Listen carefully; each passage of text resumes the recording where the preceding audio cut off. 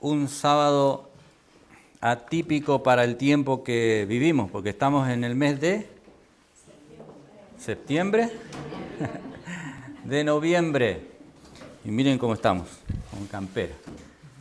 Algunos más valientes vinieron con pullover.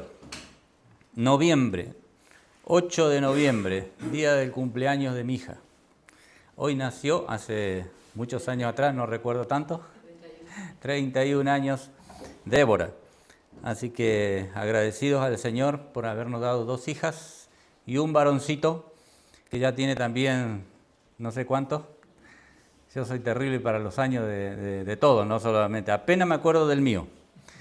Pero bueno, a él lo tenemos también desde los 3 años, así que ya no está con nosotros, por supuesto, como nuestras hijas tampoco, pero le agradecemos al Señor el privilegio que nos ha dado de haberlos tenido y educado hasta que ya volaron.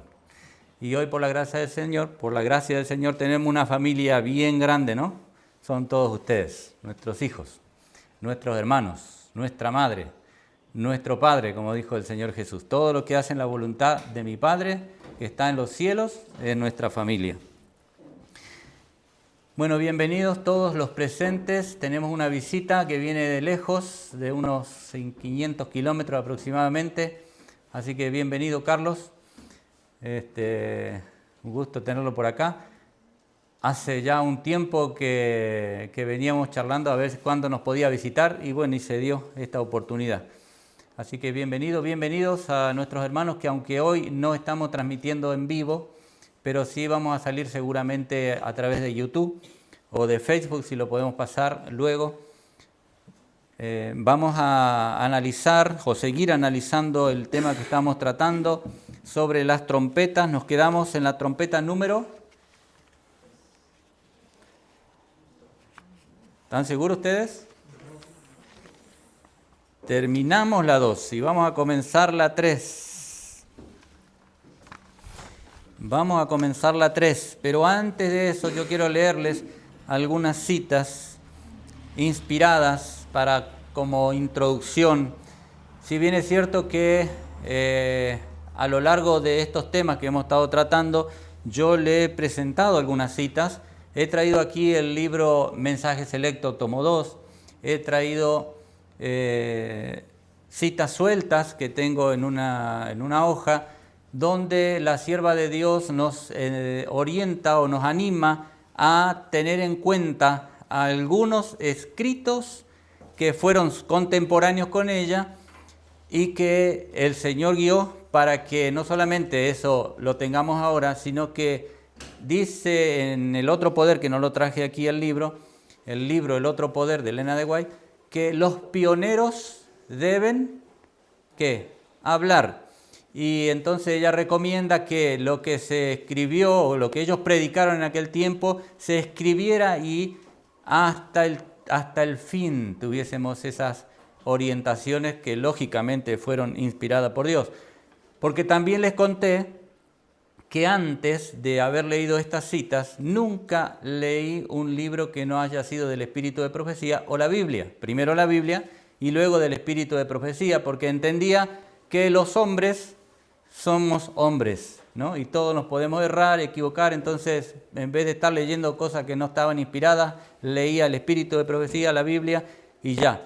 Pero después de leer esto, no puedo dejar de tener mi mirada puesta también en los que los pioneros creían como adventistas del séptimo día, lo que Dios les guió a ellos para que se estableciesen sobre las bases y luego nosotros como herencia, ¿verdad? Así que solamente por esa razón yo he estudiado y leído otros libros de pioneros que no fuera del Espíritu de Profecía. Y este tema justamente de las trompetas no tenemos ningún escrito exclusivo del Espíritu de Profecía, así como lo tenemos de los pioneros. Elena de White, a ella no se le ha dado la responsabilidad de leer versículo por versículo y explicarlo, salvo algunos detalles que sí menciona, los que tienen Biblia de estudio lo pueden corroborar, algunos textos de la Biblia ella los explica, pero no todos.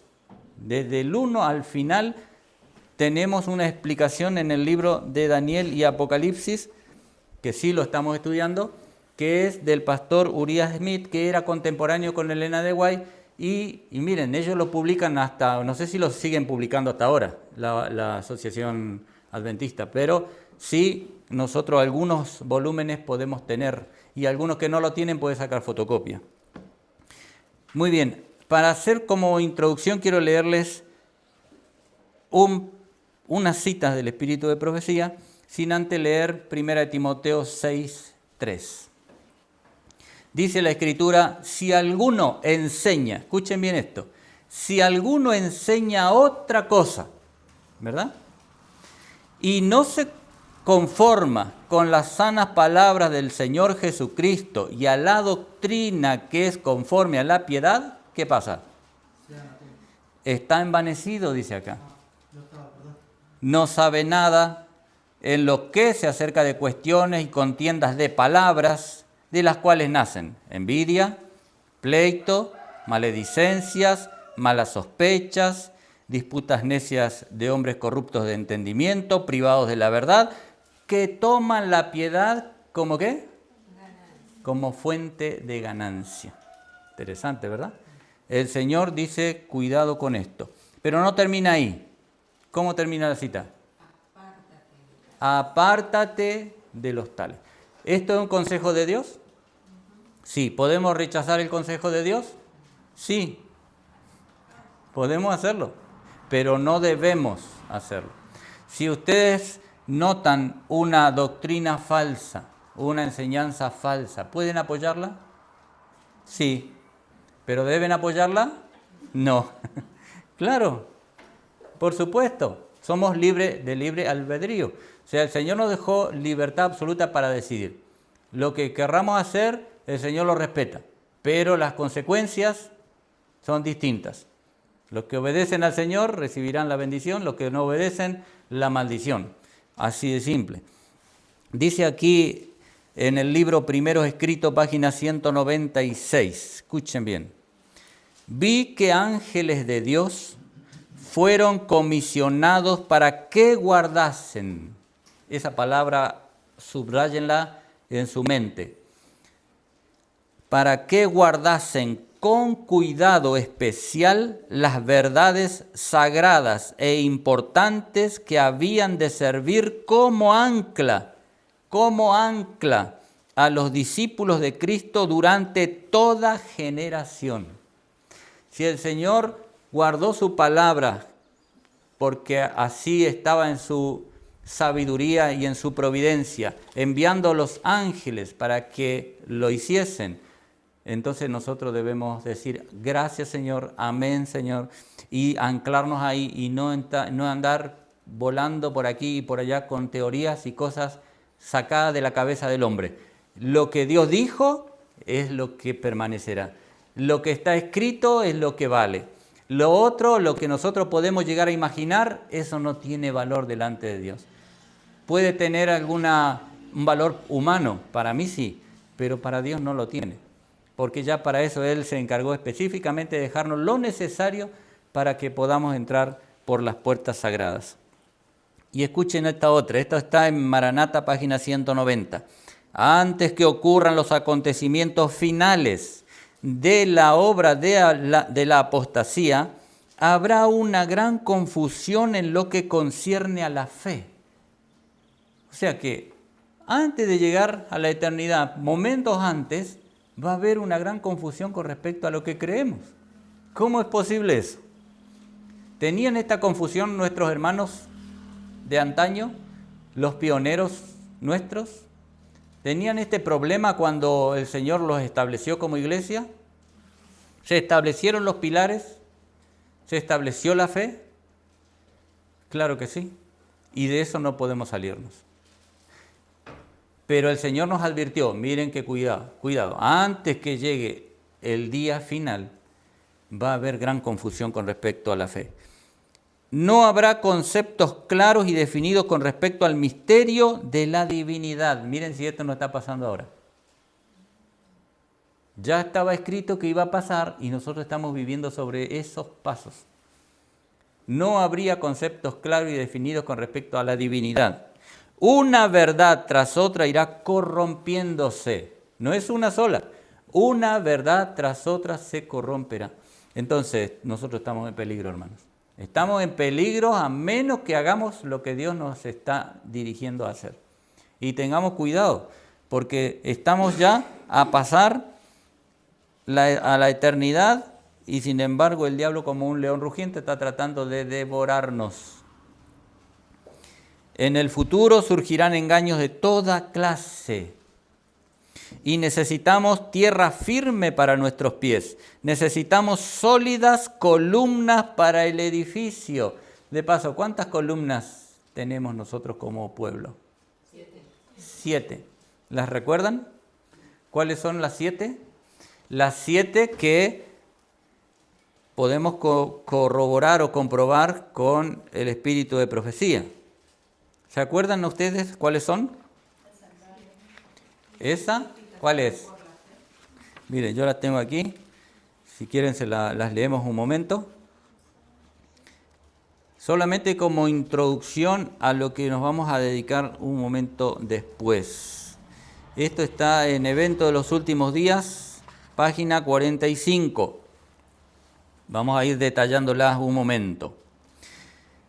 El tiempo transcurrido en 1844 fue un periodo de grandes eventos y abrió ante nuestros ojos asombrados la purificación del santuario, que se lleva a cabo en el cielo y tuvo una decidida relación con el pueblo de Dios en la tierra. La purificación del santuario, primer columna o pilar de nuestra fe. De paso, también hay una cita donde dice la sierva de Dios que en el futuro algunos enseñarían que no hay santuario, ¿verdad? Que no existe el santuario. Pues eso todavía no se escucha así abiertamente, pero está para el futuro. En cualquier momento van a aparecer así, a viva voz, predicando de que el santuario del cielo no existe, que el santuario era el que estaba aquí en la tierra y cuando Cristo ascendió a los cielos ya el santuario dejó de ser, ya no se ofrecen sacrificios y todo este argumento que por un lado era cierto, que el santuario terrenal dejó de ser, pero el Señor fue a inaugurar el santuario celestial, a ocupar el lugar del sacerdote, que la figura estaba aquí cuando el lugar era ocupado por el sacerdote en el lugar santo, ¿no? Primero. Y del lugar santo después pasaba al lugar santísimo. Que eso sucedió ¿en qué año? 1844. Jesús, en vez de venir a la tierra como ellos pensaban, pasaba del lugar santo al lugar santísimo y es donde está todavía. Y cuando salga de ahí es que la gracia ha terminado. Entonces, los que no creen en el santuario no tienen un intercesor, un mediador para ellos en el cielo, como lo es el Señor Jesús para nosotros. También, hablando de otra columna, dice los mensajes del primero, segundo y tercer ángel. O sea que el mensaje de los tres ángeles se les dio como la segunda columna o segundo pilar al pueblo adventista. Los mandamientos de Dios y la fe de Jesús, tercer pilar. Nosotros hoy tenemos justificación por la fe. Y luego uno de los hitos de este mensaje fue el templo de Dios. Una cosa es la purificación del santuario que está en el templo y otra cosa es el templo, ¿verdad? Este es para creer en ese templo que algunos piensan, no, allá no hay nada, allá es quién sabe qué, ¿no? Porque no podemos imaginar lo que hay en el cielo, pero la Escritura habla de un templo. ¿Y ustedes creen que allá hay también es físico el lugar, que es material, que hay algo así que se pueda tocar, o es todo, quién sabe qué, espiritual nada más? ¿Sí? En Apocalipsis habla de columnas, habla de calles de oro, bueno, todas las cosas que leemos en el Apocalipsis. Es un lugar físico, real, que se puede ver, que se puede tocar. Y el templo de Dios está allí. Tercera columna. El arca que contenía la ley de Dios. El arca que tenía la ley de Dios. Después, la luz del día de reposo, del cuarto mandamiento. ¿Y el último? ¿Cuál es? La no inmortalidad del alma. Esto está en Eventos de los Últimos Días, página 45. Los ángeles han sido enviados para cuidar este mensaje y nosotros lo tenemos hasta el fin. Cualquiera que se le ocurra tocar alguno de estos pilares, ¿qué está haciendo? Hay un pasaje bíblico, no lo recuerdo dónde está ahora, quizás ustedes me hacen recordar, donde que sea anatema el que agregue, el que quite, ¿verdad? Sea anatema. Es un peligro, hermano. Tocar la palabra del Señor para nosotros es un peligro. Entonces no podemos hacer lo que se nos ocurra con ella. Tenemos que obedecer al Señor tal cual Él nos ha dictaminado. Esto simplemente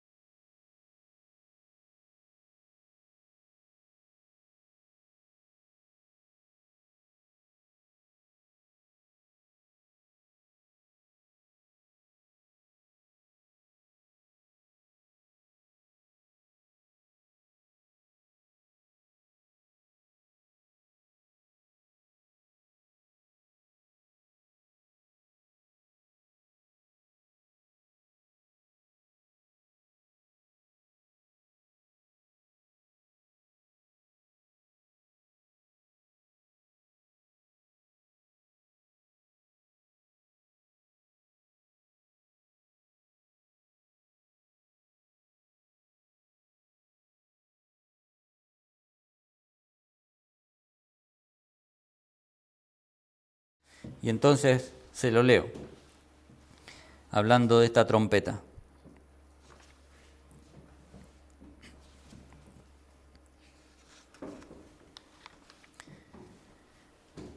En la interpretación y aplicación de este pasaje, de este que acabo de leer, de la Biblia, llegamos al tercer acontecimiento importante que resultó en la subversión del Imperio Romano. En la exposición del cumplimiento histórico de esta tercera trompeta, reconocemos nuestra deuda a las notas de Alberto Barnes por algunos extractos. Como dice este comentador, para explicar este pasaje es necesario que haya algún capitán o guerrero que pueda compararse a un meteorito ardiente en ese tiempo, ¿verdad? ¿Quién sería ese? ¿Quién sería? ¿Qué hombre lo representaría así, como una antorcha ardiente que viene y cae sobre la tercera parte de los ríos? Dice, cuyo curso sea singularmente brillante, que aparezca repentinamente como una estrella fugaz y luego desaparezca como una estrella cuya luz se apagase en las aguas, que el curso asolador de ese meteoro abarque mayormente las partes del mundo en que abundan los manantiales y los cursos de agua, que se produzca un efecto como si esos cursos y manantiales se volviesen amargos, es decir, que perezcan muchas personas y que extensas desolaciones sean causadas en el vecindario de esos ríos y cursos de agua, como si una estrella amarga y funesta cayese en las aguas y la muerte se difundiese por las márgenes adyacentes regadas por ellos. Con los dos generales anteriores, tanto Alarico como Genserico, vimos que esto sucedía. Atacaban, arrasaban, mataban, destruían y el imperio romano se iba debilitando. ¿Y ahora quién era este? Atila, un nombre bastante reconocido o nombrado en el mundo, ¿verdad? Atila, este fue el general, el rey que vino con su ejército a atacar al imperio romano. Dice, la premisa sentada aquí es que esta trompeta alude a las guerras asoladoras y furiosas invasiones que Atila, rey de los hunos, dirigió contra el poder romano. Alarico traía a los godos, Genserico traía a los vándalos, Atila traía a los hunos. Y no le va a quedar posiblemente en la primera presentación ni en la segunda, pero a medida que ustedes van escuchando, eso va quedando grabado y les va a quedar como una verdad para siempre. Hablando de este guerrero y particularmente de su apariencia personal, dice Barnes, en su aspecto se parecía mucho a un brillante meteoro que fulgurase por el cielo. Vino del oriente juntando sus hunos y los volcó, como veremos repentinamente sobre el imperio, con la rapidez de un meteoro fulgurante. Se consideraba consagrado a Marte, el dios de la guerra, y solía ataviarse en forma peculiarmente vistosa, de manera que su apariencia, de acuerdo con el lenguaje de sus aduladores, bastaba para deslumbrar a quienes lo mirasen. Al hablar de la localidad de los sucesos predichos por esta trompeta, Barnes tiene esta nota. Se dice particularmente que el efecto iba a ser sobre los ríos y las fuentes de las aguas. Sea que esto tenga aplicación literal o que, de acuerdo a lo supuesto en el caso de la segunda trompeta, el lenguaje usado se refería a la parte del imperio que sería particularmente afectada por una invasión hostil, podemos suponer que se que se refiere a las regiones del imperio donde abundaban los ríos y cursos de agua, y más particularmente donde nacen los ríos y corrientes, pues el efecto era permanentemente en las fuentes de las aguas. De hecho, las principales operaciones de Atila fueron en las regiones de los Alpes y en aquellas porciones del imperio de donde los ríos descienden a Italia. Gibbon describe así en forma general la invasión de Atila. Toda la anchura de Europa, en lo que se extiende por más de 800 kilómetros desde el Euxino al Adriático, fue invadido de una vez, ocupado y asolado por las miriadas de bárbaros que Atila llevó al campo. ¿Por qué el nombre de ajenjo? La palabra ajenjo indica amargas consecuencias. Estas palabras, que se relacionan más estrechamente con el versículo anterior, nos recuerdan el carácter de Atila, la miseria de la cual fue autor o instrumento y el terror que inspiraba su nombre. La extirpación total y la supresión son los términos que mejor definen las calamidades que él infligía. Atila se jactaba de que la hierba no volvía a crecer donde había pisado su caballo.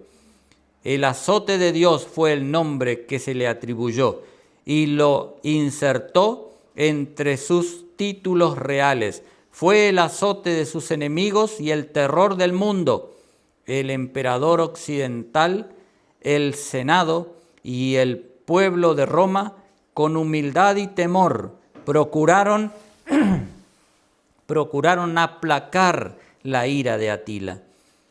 Y el párrafo final de los capítulos que refieren su historia se titula Síndrome de la decadencia y ruina del gobierno romano.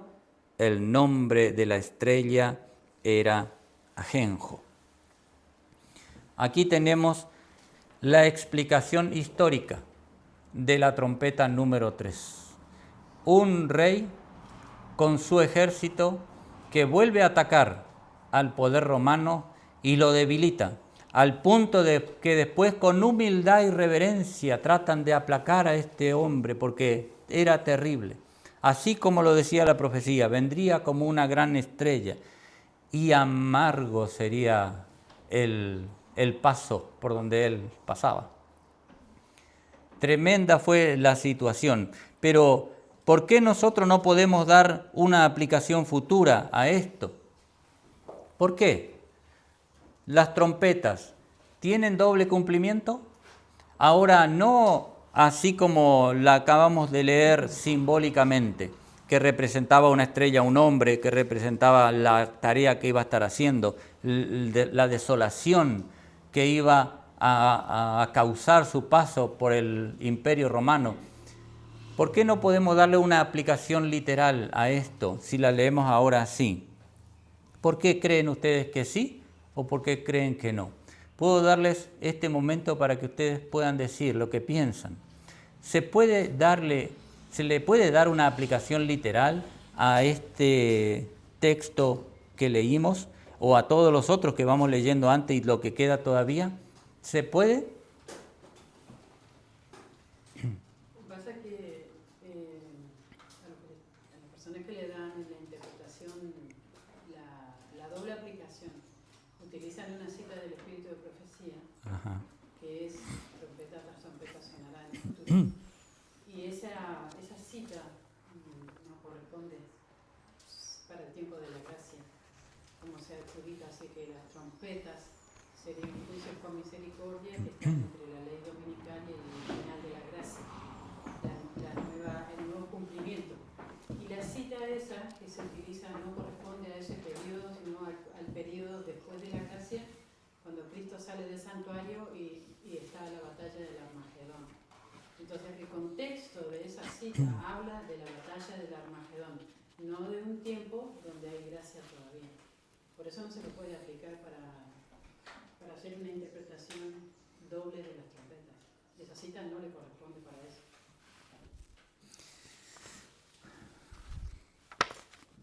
Bueno, no sé si hay alguien más que quiera tener una idea de esto que estamos hablando.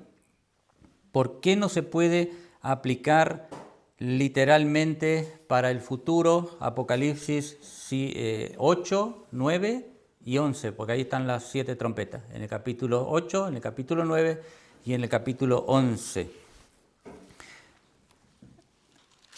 Aquí yo voy a leerles lo que acabamos de escuchar acerca de mi esposa, las citas que aparecen.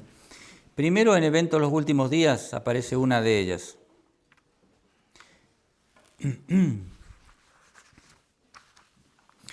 Eventos de los Últimos Días son dos citas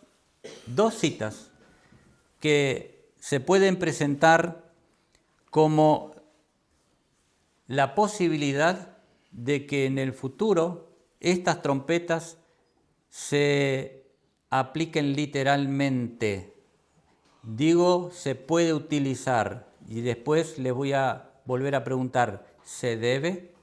¿Se puede o no? Sí se puede, ¿verdad? Todos podemos. ¿Debemos? Ya vamos a ver después que leamos. Miren la cita. Dice en el capítulo 17 de Eventos de los Últimos Días, bajo el título Las 7 últimas plagas y los impíos. 7 últimas plagas y los impíos. ¿Dónde están registradas las plagas? ¿En qué capítulo del libro de Apocalipsis? Capítulo 16. No está en el 8, no está en el 9, no está en el 11, donde están las trompetas, sino está en el 16. Y bajo este título, las 7 últimas plagas y los impíos, aparece esta cita. Solemnes eventos ocurrirán en el futuro. Sonará una trompeta tras otra. Ahí está. Acá lo dice. Entonces, ahí están las 7 trompetas al final, que se van a cumplir literalmente así como están acá. Y se los estoy diciendo yo, Abel Antonio Alves. Acá está la cita que confirma que las trompetas que aparecen en el capítulo 8, 9 y 11 se van a cumplir a todos, con los vándalos, con los hunos. Eso ya tuvo su cumplimiento. Pero ahora yo les digo que acá está la cita que dice que estas trompetas van a ser literal al final. Y se lo estoy diciendo yo. Les voy a pedir esto. Créanme, crean que es así, porque acá está la cita. ¿Cuánto me creen? Quiero ver las manos.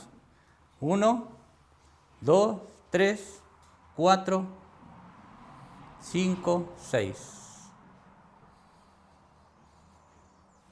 6. Dice el Señor, maldito el varón que confía en el hombre y pone a la carne por su brazo. Voy a leerles las dos citas. Solemnes eventos ocurrirán en el futuro, volcadas en formas sucesivas sobre los habitantes de la tierra. Una copa tras otra serán derramadas sobre los habitantes de la tierra. Y ahora acompáñenme al capítulo 16 de Apocalipsis.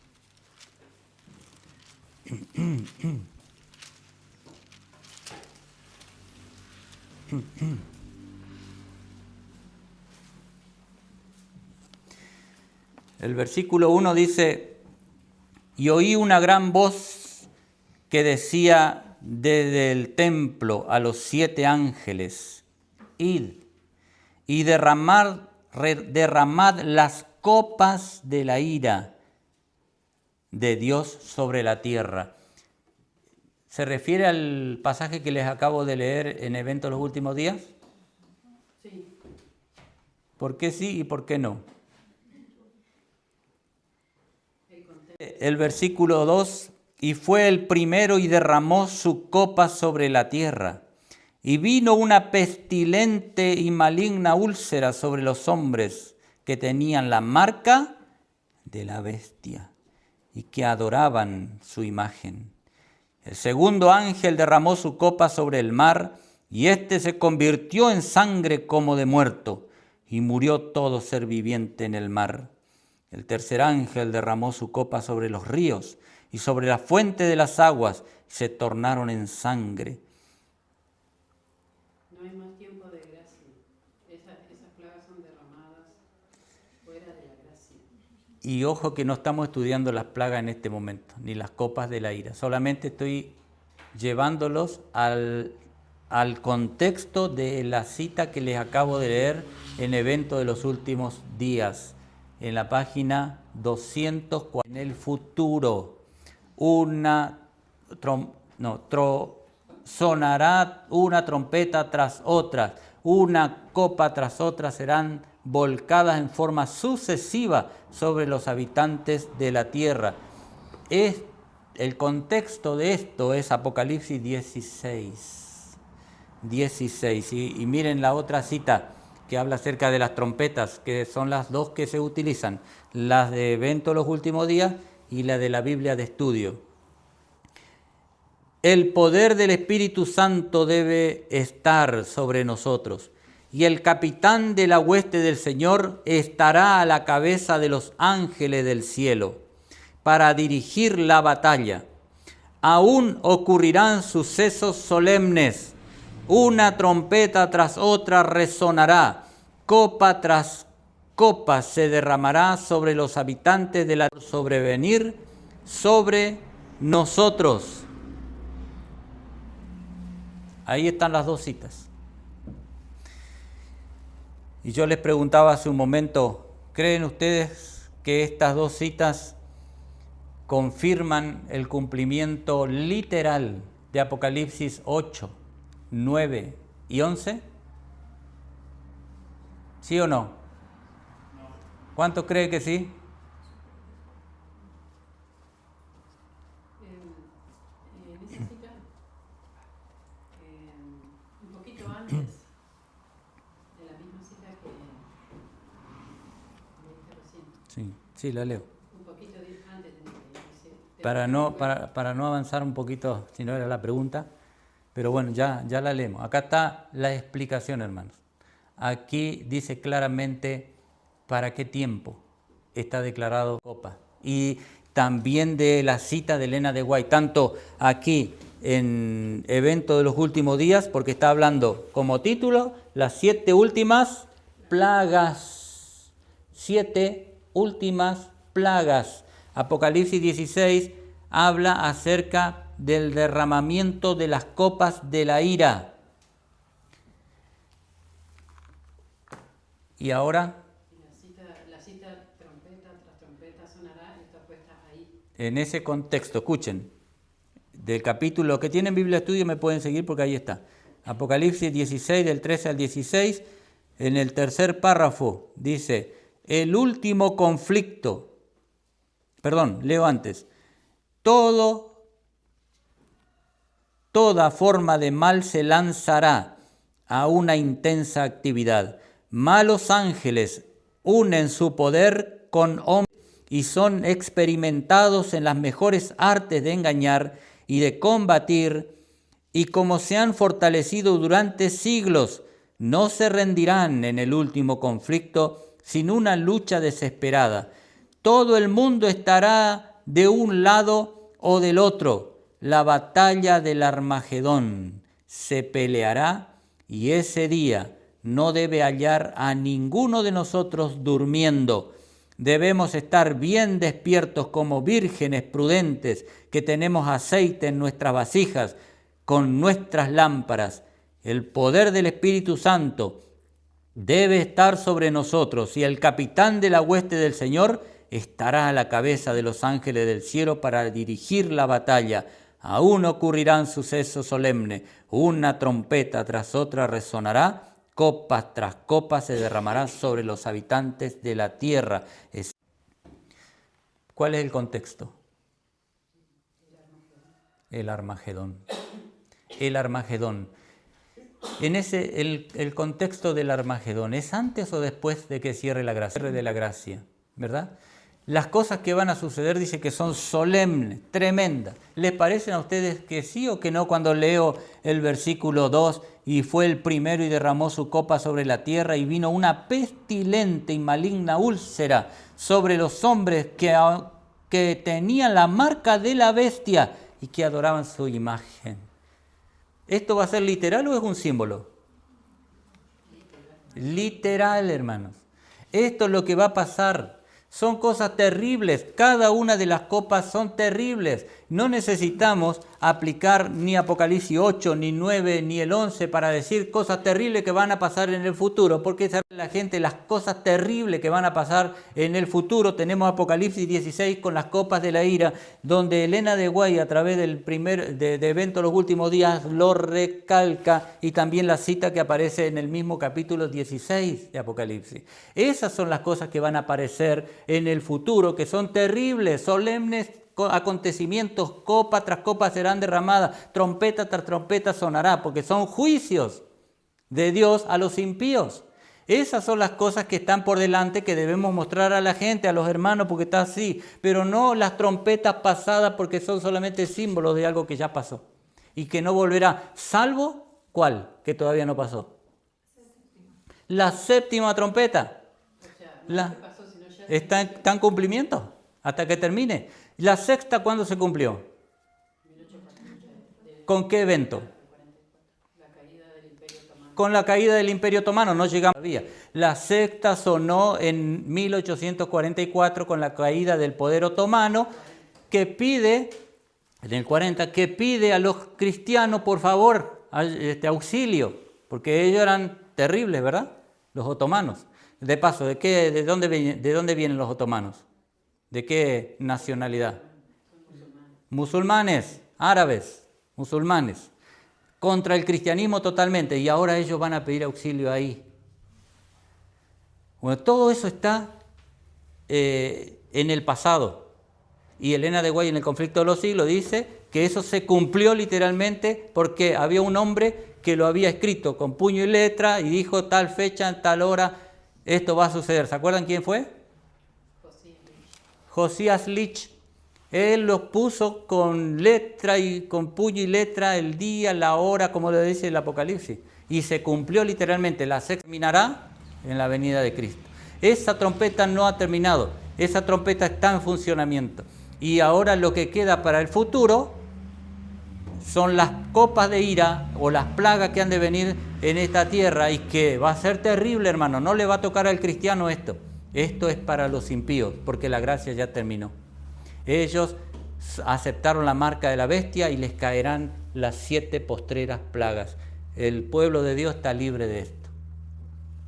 Así que no demos especulaciones ni cosas así espectaculares para que la gente se entusiasme por cosas que no son reales. Demos la verdad. Esta es la verdad. No tenemos otra. Tenemos escritos que confirman lo que Dios quiere que nosotros prestemos atención. Tanto la Biblia como el Espíritu de Profecía, como el libro de un pastor que vivió contemporáneamente con los pioneros, y ahí estamos en peligro.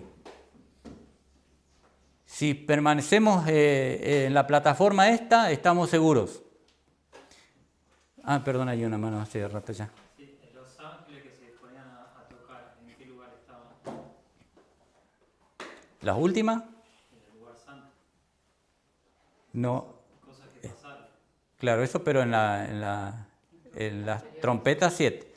Por eso toda la enseñanza tiene que estar basada en el santuario. Y en el santuario vemos los ángeles que estaban tocando aquellas trompetas, ¿verdad? Pero en esta última ya son, cuando la gracia terminó, Cristo salió del santuario y se le dieron las copas de la ira a esos ángeles. Que es terrible lo que va a pasar. No va a ser fácil para los impíos.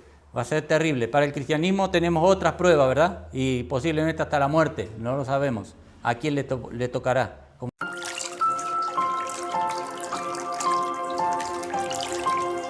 Fundación El Faro, alumbrando tu senda.